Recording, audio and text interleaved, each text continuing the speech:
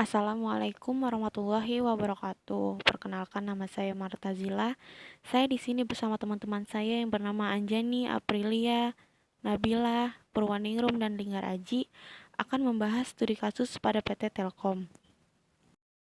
Poin A, informasi sebagai salah satu faktor penting penentu keberhasilan.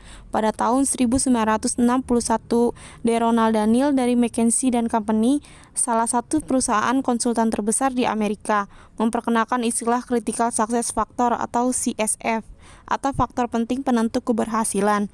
Ia mengungkapkan bahwa terdapat beberapa aktivitas penting yang akan menentukan keberhasilan atau kegagalan bagi semua jenis organisasi. Aktivitas-aktivitas penting tersebut adalah CSF, dan faktor-faktor ini dapat berbeda-beda dari satu jenis organisasi ke jenis organisasi yang lain.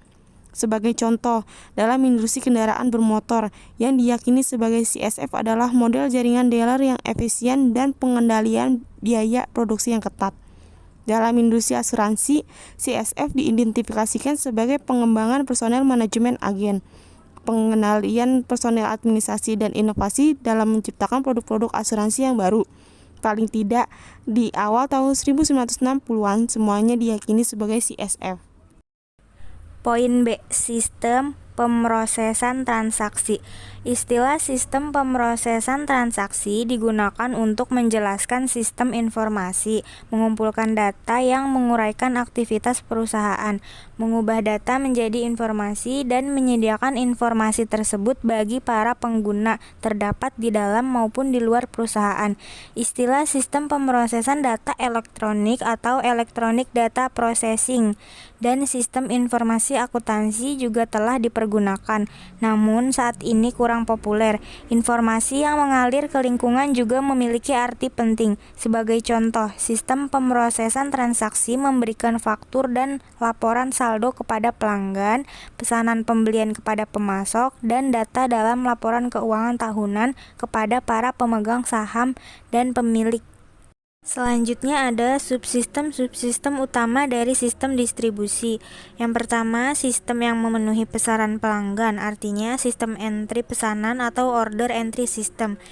Artinya memasukkan pesanan pelanggan ke dalam sistem, yaitu ada sistem persediaan, sistem penagihan, sistem piutang dagang. Yang kedua, sistem yang memesan persediaan pengganti, yaitu yang pertama ada sistem pembelian, pemasok dan persediaan yang dibutuhkan, sistem penerimaan, dan yang terakhir sistem utang dagang. Yang ketiga ada sistem yang menjalankan proses buku besar, artinya menggabungkan data dari sistem-sistem akuntansi yang lain dengan tujuan untuk menyajikan gambaran keuangan perusahaan secara gabungan, yaitu ada buku besar, sistem memperbaiki buku besar, dan yang terakhir sistem pembuatan laporan manajemen. C. Sistem informasi organisasi. Area-area bisnis perusahaan keuangan, sumber daya manusia, layanan informasi, manufaktur, dan pemasaran menggunakan basis data yang diproduksi oleh sistem pemrosesan transaksi, ditambah data dari sumber-sumber yang lain untuk menghasilkan informasi yang digunakan oleh para manajer dalam mengambil keputusan dan memecahkan masalah. Sistem informasi dikembangkan untuk setiap area bisnis ini. Jenis sistem informasi lainnya yang telah diimplementasikan di banyak perusahaan yaitu sistem informasi eksekutif. Implementasi dan pemeliharaan sistem. Pada fase implementasi dan pemeliharaan sistem, yang pertama, ada sistem siap untuk dibuat dan diimplementasi. Yang kedua, sejumlah tugas harus dikoordinasi dan dilaksanakan untuk implementasi sistem baru. Yang ketiga, ada laporan implementasi. Yang dibuat pada fase ini ada dua bagian, yaitu rencana implementasi dalam bentuk Gantt chart atau program, dan Implementation Review TQ atau PERT card. Setiap sistem yang telah diimplementasi akan dilaksanakan evaluasi dan review untuk keberlangsungan jangka panjang. Selanjutnya, dampak penerapan sistem informasi. Keuntungan dalam penerapan sistem informasi: yang pertama, efisien dan efektivitas. Yang kedua, Pelayanan mutu kepada pelanggan dapat ditindakkan, pengembangan atau kreasi-kreasi produk dapat ditingkatkan. Yang ketiga, dapat mengubah basis kompetensi karena dapat mengantisipasi setiap perubahan pada lingkungan dengan bantuan akses informasi yang cepat saji atau real-time information system. Selanjutnya, mampu untuk dapat mengidentifikasi dan mengevaluasi peluang bisnis dengan lebih cepat. Terus, memudahkan dalam menyebarluaskan informasi secara lokal maupun global dengan biaya yang murah, cepat, dan tepat. Yang terakhir, membentuk citra produk atau barang dan jasa yang positif di mata pelanggan.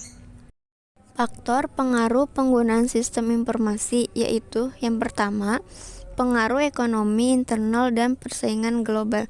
Yang kedua, perkembangan teknologi. Yang ketiga, batas waktu. Yang keempat, kendala sosial. Selanjutnya, peranan sistem informasi terbagi menjadi 4. Yang pertama, meminimalkan resiko. Yang kedua, mengurangi kerugian. Yang ketiga, memberi nilai. Yang keempat, membuat area persaingan.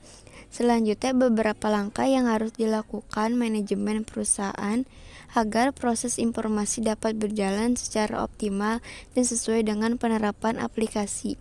Di antaranya yaitu perencanaan sistem, selanjutnya analisis sistem, perencanaan sistem secara umum atau konseptual, selanjutnya evaluasi dan seleksi sistem, dan yang terakhir fase perencanaan sistem secara detail dan review. Teknologi informasi bagi suatu perusahaan sangat penting. Dengan penerapan teknologi informasi secara tepat, suatu perusahaan dapat memiliki competitive advantage dalam industrinya. Teknologi informasi dapat membuka peluang bagi perusahaan untuk memperluas atau mengembangkan bisnisnya. Teknologi informasi juga merupakan sarana pendukung yang memiliki posisi penting dalam kemajuan perusahaan. Contoh teknologi informasi yang digunakan oleh PT Telkom Indonesia yaitu terbagi menjadi 2 bagian. A. Software. B. Hardware. Software yaitu terbagi menjadi 9 bagian. 1. USCTV, 2. USCTV OS, 3. Telkom Indonesia R, 4. Telkom Solution ER, 5. WiFi ID, 6. IndiHome Store, 7. Nota Dinas Mobile Telkom, 8. Telkom IVI, 9. DNS Telkom. B. Hardware. Hardware pun terbagi menjadi 6 bagian. 1. Menara BTS, 2. SIM card, 3. Kabel fiber optik, 4. Kabel UTV atau kabel telepon, 5. Komputer, 6. Data center. Kesimpulan, sistem pemrosesan transaksi digunakan untuk menjelaskan sistem informasi, mengumpulkan data yang menguraikan aktivitas perusahaan, mengubah data informasi, dan menyediakan informasi tersebut bagi para pengguna terdapat di dalam maupun di luar perusahaan. Sistem subsistem utama dari sistem distribusi yaitu 1. Sistem yang memenuhi pesanan pelanggan. Yang kedua, sistem yang memesan persediaan pengganti. Yang ketiga, sistem yang menjalankan proses buku besar. Sistem informasi sumber daya manusia atau Human Resource Information Subsystem memberikan informasi kepada seluruh manajer perusahaan yang berkaitan dengan sumber daya manusia perusahaan. Sistem informasi eksekutif atau Executive Information System adalah suatu sistem yang memberikan informasi kepada para manajer di tingkat yang lebih tinggi atas kinerja perusahaan secara keseluruhan. Manajemen hubungan pelanggan atau Customer Relationship Management adalah manajemen hubungan antara perusahaan maupun pelanggannya akan menerima nilai maksimum dari hubungan ini. Data warehouse adalah bagian utama dari data warehouse yang memasukkan data ke dalam gudang, mengubah isinya menjadi informasi, dan menyediakan informasi tersebut kepada para pengguna. Sekian penjelasan dari saya dan teman-teman, kurang lebihnya mohon maaf. Terima kasih. Wassalamualaikum warahmatullahi wabarakatuh.